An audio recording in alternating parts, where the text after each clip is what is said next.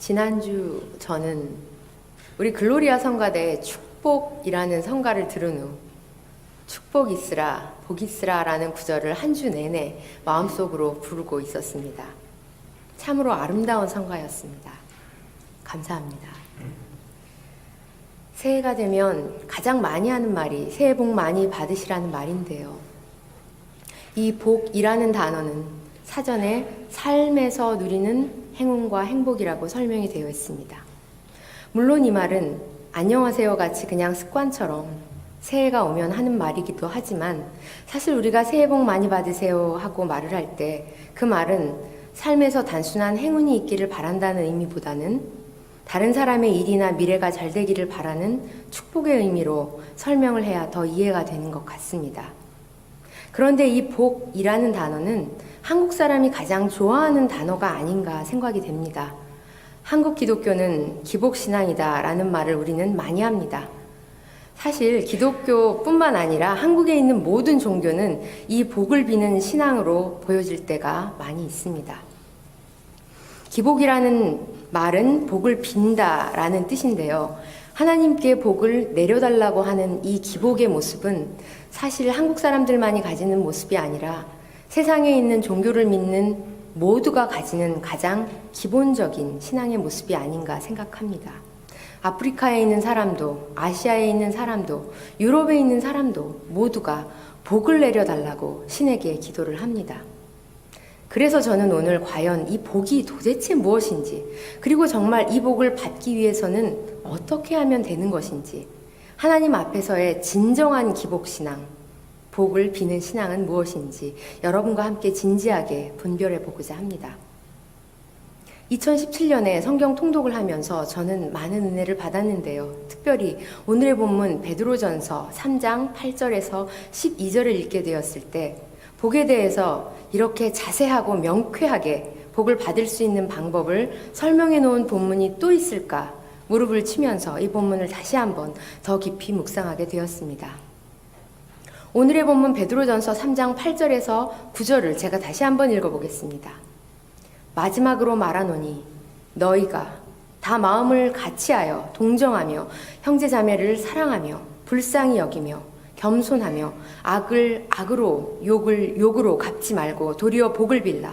이를 위하여 너희가 부르심을 받았으니 이는 복을 이어받게 하려 하심이라. 이 본문의 마지막은 이렇게 끝이 납니다. 이는 복을 이어받게 하려 하심이라. 세번역 성경에는 복을 상속받게 하시려고 라고 번역이 되어 있고요. NRSV라는 영어 성경에는 inherit a blessing 이라는 말로 번역이 되어 있습니다. 단순하게 말하면 복받게 하려는 거다 라는 말입니다.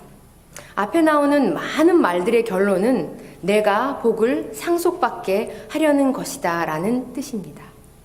blessing, 축복이라는 단어를 찾아보면 첫 번째 의미가 복을 빌다, 기복이라는 뜻입니다. 두 번째 설명으로 기독교에서 하나님이 복을 내리는 것이라고 설명되어 있는 사전들이 많이 있습니다. 다시 말하면 축복이라는 것은 복을 비는 것, 기복입니다. 인간인 우리가 직접 복을 주는 것이 아니라 빌어주는 것입니다. 축복을 내리는 일은 하나님만이 하실 수 일이라는 것이 전제되어 있습니다. 오늘의 본문은 이 축복을 내리는 그 일을 하나님이 간절히 원하신다는 것을 우리에게 가르쳐주고 있습니다. 이 문장에 보이지 않는 주어는 바로 하나님입니다. 주어와 목적어를 다시 넣어서 이 본문을 읽으면 이렇게 읽게 되는 것이죠. 누가?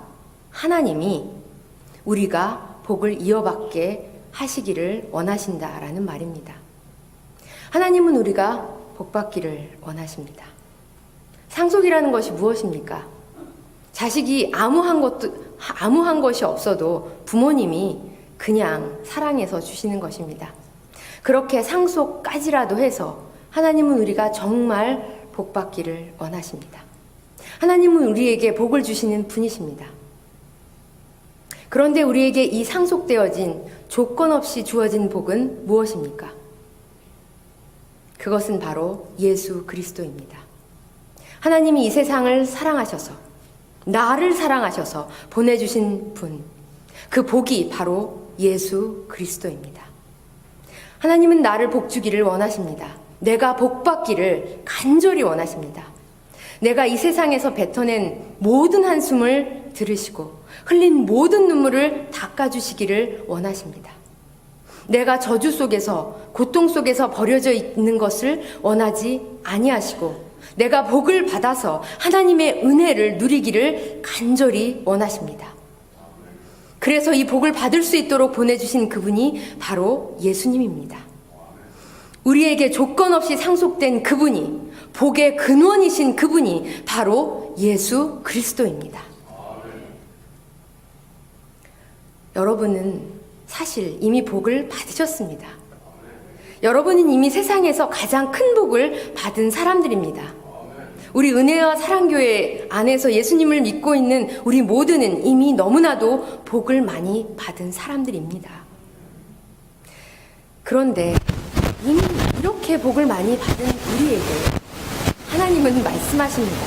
우리가 부르심을 받았다고 말입니다. 우리는 부르심을 받은 사람들입니다.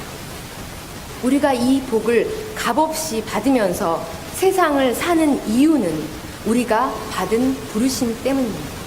이 부르심은 무엇입니까? 너희가 다 마음을 같이하여 동정하며 형제자매 모든 사람을 사랑하며 불쌍히 여기며 겸손하며 악을 악으로 갚지 말고 욕을 욕으로 갚지 말고 도리어 복을 빌라. 이를 위하여 너희가 부르심을 받았습니다. 우리가 받은 것이 바로 이것입니다. 동정하며 사랑하며 불쌍히 여기며 겸손하며 이것이 우리가 받은 부르심입니다. 그런데 이 말씀에 가장 전제가 되는 말씀이 있습니다. 바로 너희가 다 마음을 같이하여 라는 말씀입니다. 동정을 하는 것도 사랑을 하는 것도 불쌍히 여기는 것도 겸손하는 것도 나 혼자 하는 것이 아니라 모두가 다 마음을 합하여 함께 하라는 것입니다. 혼자만 잘하는 것, 그것은 쉽습니다. 그런데 다 마음을 같이하여 함께 하는 것, 아마 세상에서 가장 하기 힘든 어려운 일입니다. 그렇기 때문에 성경은 이것을 부르심이라고 말하고 있습니다. 이 일이 그냥 혼자 쉽게 할 수 있는 일이었다면 절대 부르심이라고 말하지 않았을 것입니다. 혼자 하는 동정 쉽습니다. 혼자서 하는 사랑 외롭습니다.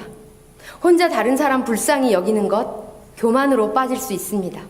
혼자 겸손한 것 불가능합니다. 왜냐하면 겸손은 관계 안에서만 진정으로 알 수 있기 때문입니다. 저는 지난 학기에 Identity Preaching and Leadership in a Post-Colonial Context 라는 수업을 백인 교수와 함께 가르쳤습니다. 학생들에게 4가지 과제를 내주었는데 그 중에 하나가 그룹 프로젝트였습니다. 처음 2과제는 혼자서 하는 과제였는데 많은 학생들이 굉장히 뛰어난 모습으로 그 과제를 발표했습니다. 제가 보스턴 대학 학생들을 가르치면서 느끼는 자랑스러움이 하나 있는데 그것은 보스턴 대학교 신학교 학생들이 참 똑똑하다는 것입니다. 그런데 마지막으로 내준 그룹 프로젝트를 하면서 학생들의 그 똑똑함이 가장 큰 걸림돌이 되는 것을 보았습니다.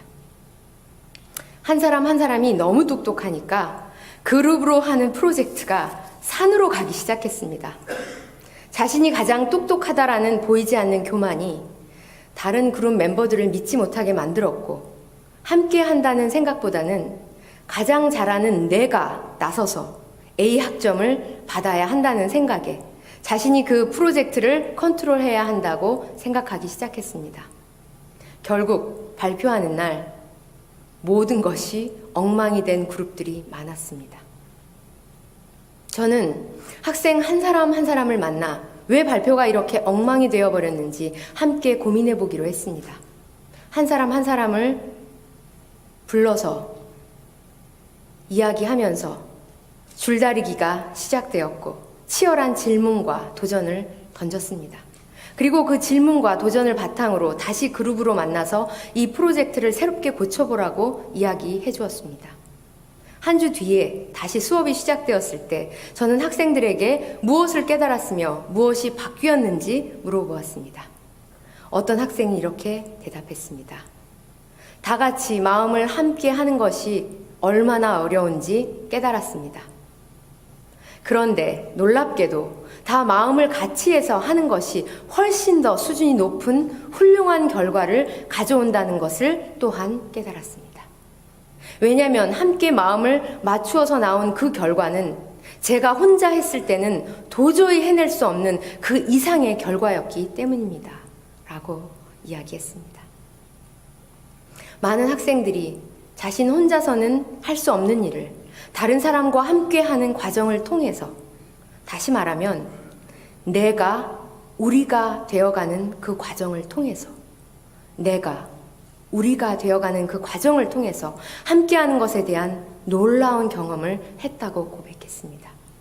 그들은 이 경험이 자신의 인생관을 바꾸어 넣은 놀라운 경험이라고 말했습니다. 다 마음을 같이 하여 하는 것, 그것은 우리의 상상을 뛰어넘는 행복을 가져옵니다. 우리 공동체가 함께 누리는 복은 개인 한 사람 한 사람의 행복을 합한 1 더하기 1은 2가 아닙니다. 하나님 안에서 그 복은 개인의 행복을 모두 합한 그 위에 30배, 60배, 100배의 행복을 가져오는 그런 행복이기 때문입니다. 방 밖을 나오지 않고도 라이브 스트림으로 혼자 기도하고 예배를 드리고 믿음을 쌓아도 되지만 우리가 교회를 나오는 이유가 바로 여기에 있습니다. 하나님이 한 사람 한 사람을 따로 혼자서 믿음을 가지라고 말씀하시지 않고 굳이 교회를 세우시고 교회를 통해 이 부르심을 주시는 이유가 바로 이것입니다. 혼자서는 힘겹고 이 부르심을 감당하는 것이 어렵지만 함께하면 이 부르심은 기쁨이 되기 때문입니다. 혼자서는 도저히 맛볼 수 없는 그 행복을 함께하는 교회 공동체 때문에 우리는 맛볼 수 있습니다. 복을 받고 싶으십니까?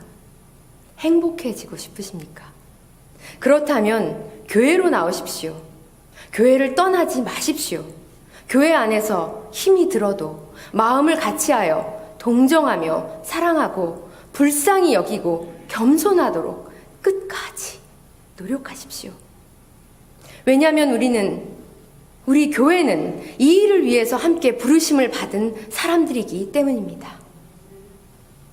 마지막으로 본문에서 이 부르심을 받은 우리가, 복받기를 원하는 우리가 꼭 해야 할 것이 있습니다. 생명을 사랑하고 좋은 날 보기를 원하는 자는 혀를 금하며 악한 말을 그치며 그 입술로 거짓을 말하지 말고 악에서 떠나 선을 행하고 화평을 구하며 그것을 따르라.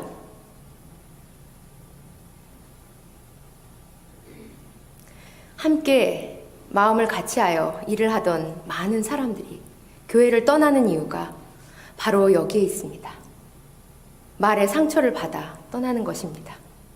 우리 한국 사람들은 많은 시간을 독재 정권과 유교 문화 아래에서 살아왔습니다. 그러다 보니까 자신도 모르는 사이에 하는 말이 모두 명령조이고 화를 내고 목소리를 크게 하는 것이 당연하다고 생각하는 문화 속에 살아왔습니다.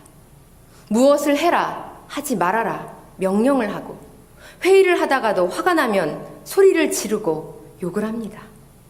굳이 다른 사람의 의견, 특별히 나이가 어린 사람이나 힘이 없는 사람들의 의견 따위는 물어보지도 않습니다. 힘센 사람이 하자고 하면 다른 사람들은 당연히 따라해야 한다고 생각합니다. 그리고 모두가 함께했던 그 일을 하고 나서도 서로 고맙다는 말 한마디가 없습니다. 미국 사람이 가장 많이 하는 말 중에 하나가 땡큐입니다. 시도 때도 없이 이 말을 합니다. 처음에 제가 이 말을 들었을 때 참 가식적이다 이런 생각을 했습니다. 그런데 요즘은 생각이 좀 바뀌었습니다. 그래도 안 하는 것보다는 하는 것이 더 낫다 생각이 들었습니다. 최소한 누군가가 나를 위해서 작은 그 무언가를 해주었다는 것만큼은 깨닫고 인사를 하는 것이 더 낫다고 생각했기 때문입니다. 한국교회에서 말 때문에 일어나는 상처들은 크게 두 가지로 보여집니다. 첫 번째가 바로 이 땡큐가 없다는 것입니다. 다시 말하면 잘한 일에 대한 칭찬하는 말이 부족하여 생기는 상처입니다. 내가 봉사를 이렇게 많이 했는데 교회가 나를 알아주지 않고, 담임 목사가 나를 알아주지 않고, 성도들이 나를 알아주지 않고, 내가 한 희생과 봉사가 이렇게 아무것도 아니라고 느껴지는 섭섭함 때문에 상처를 받는 경우가 많이 있습니다. 이렇게 애를 썼는데 고맙다는 말 한마디, 수고 한마디 안 했다고 화를 내고 교회를 나가는 사람들에게 가장 필요하던 그 말은 바로 고맙다라는 말입니다. 내가 당신의 수고를 알고 있다라는 그 인정과 칭찬의 말인 것 같습니다.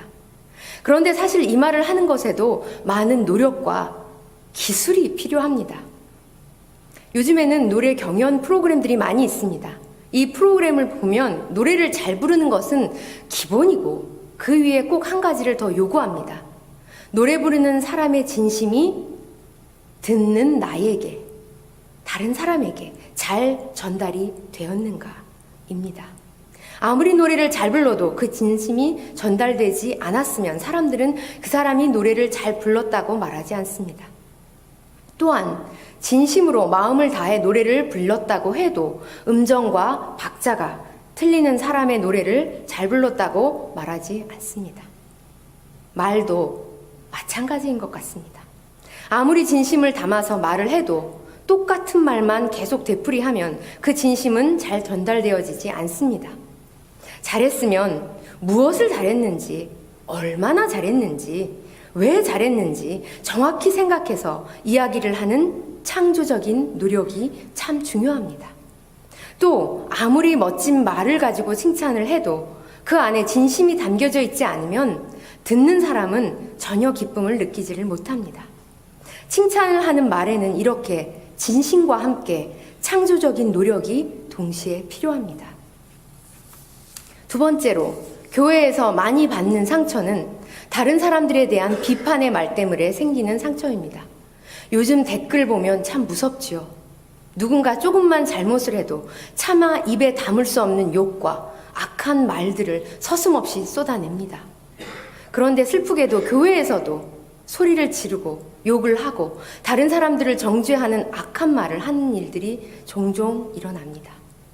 다른 사람을 평가하고 비판하고 욕하는 것을 그저 있는 그대로 솔직하게 말한 것뿐이라고 말하면서 정당화까지 합니다. 언제부터 다른 사람 뒷담화하는 것이 내가 참고 있었던 것을 솔직하게 말하는 진실로 바뀌어 버렸습니까? 우리는 이제 욕을 욕으로 갚는 것을 지나쳐서 그것에 거짓을 더하고 할 필요가 없는 악한 말까지 붙여가며 모함하는 것을 서슴지 않습니다. 욕을 할 때는 더 강한 욕으로 맞받아치고 거짓 증언을 만들어서라도 내가 하는 말이 진실이라고 주장하는 것에 주저함이 없어졌습니다. 더 강한 욕을 하고 더 악한 말을 하는 것이 마치 나의 의의를 증명하는 것으로 착각을 합니다. 그런데 오늘의 본문은 우리에게 말합니다. 욕을 욕으로 갚지 마라. 욕을 욕으로 갚지 말고 도리어 복을 빌어라. 생명을 사랑하고 좋은 날 보기를 원하는 자는 혀를 금하여 악한 말을 그치며 그 입술로 거짓을 말하지 마라. 성도 여러분, 이 새해에 좋은 날 보기를 원하십니까? 그렇다면 이제 아름답게 말하는 연습을 하십시오. 다른 사람의 부족함을 보았을 때 뒷담화를 하고 욕을 하는 것이 아니라 잘할 수 있다고, 잘하고 있다고 용기 내라고 격려의 말을 해주십시오. 목소리 높여서 나의 주장을 관철시키고 싶을 때가 있으십니까? 그때는 목소리를 낮추며 차분하게 더 많이 생각을 해보십시오. 다른 사람을 비방하는 악한 말을 버리고 그 사람을 축복하는 말을 연습하십시오. 2018년 이 새해에 우리는 다 같이 복받아야 합니다. 그 복을 받으려면 우리는 우리 교회 공동체 안에서 마음을 같이하여 욕으로 욕을 갚지 말고 도리어 복을 빌어야 합니다. 아름답게 말하기를 의도적으로 연습해야 합니다. 목소리를 부드럽게 하십시오. 하는 모든 말 속에 항상 화평을 구하십시오. 내가 하는 이 말이 화평을 구하는 말인지 아니면 다른 사람을 욕하는 말인지 항상 분별하십시오. 은혜와 사랑교회 성도 여러분, 저는 우리 은혜와 사랑교회의 모든 사람이 이 새해에는 아름다운 말, 복을 빚는 말만 하시기를 간절히 축원합니다. 여러분의 복을 비는 그 말이 여러분을 축복하는 그 말로 다시 여러분에게 돌아올 것입니다. 여러분이 한 그 말을 통해 하나님이 여러분을 축복할 것입니다. 2018년 이 새해에 하나님이 내리시는 그 엄청난 축복을 누리시는 우리 모두가 되기를 간절히 축원합니다. 기도하겠습니다. 하나님, 저희 입술을 주장하여 주시옵소서. 저희의 입술이 다른 사람을 축복하는 축복의 근원이 되게 해 주시옵소서. 그리하여 저희의 말을 통하여 이 새해에 더 많은 사람들이 용기를 가지게 하시고 사랑하게 하시옵소서. 저희의 말 속에서 저희가 항상 화평을 구하게 하시옵소서. 그리하여 이 2018년 새해의 매일매일이 항상 생명을 사랑하고 좋은 날을 볼 수 있는 축복의 날들이 되도록 역사하여 주시옵소서. 예수님의 이름으로 기도합니다. 아멘.